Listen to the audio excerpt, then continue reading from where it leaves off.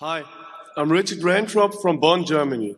At the moment, I attend high school and would like your wisdom on how to approach the question of what to do with the rest of my life. So,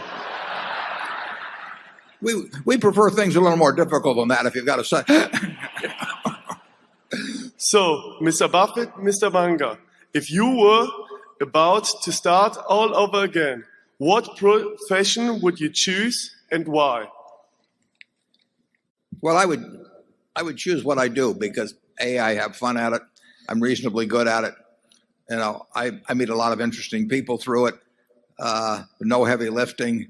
It fits me. But that's not advice for you. I mean, you have to find out what's your passion in life. You know, it's a terrible mistake to kind of sleepwalk through your life because unless Shirley MacLaine's right, you know, it's the only one you're going to have. And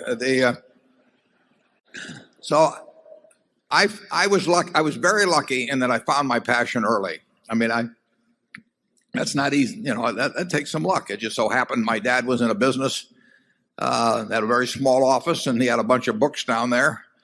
And when I would go down there on Saturday or after school, I would start reading those books, and it turned me on. And this was before Playboy actually existed. And so, you know, that was just plain lucky. You know, if he'd been a minister, I'm not so sure I would have gotten quite as enthused about visiting the office. But that's the way to, and I can't prescribe that for you. But I can tell you that if you're going through the motions in life, you're doing something. Now, obviously, if you need the job you have and you can't make a change, and your kids have to eat and all of that, you deal with realities like that.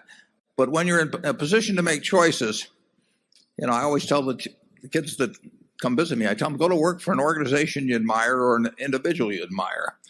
That means that many of them become self-employed, but but the idea, you know, you can't get a bad result. I went to work for Ben Graham when I was 24. I only worked for him for less than 2 years, but I jumped out of bed every day in the morning. I was excited about what I was going to do. I was learning things. I was with a man I admired. I never asked my salary when I took that job. I moved to New York City and found out what my salary was when I got the check. So just be sure you get the right spouse. That's enormously important.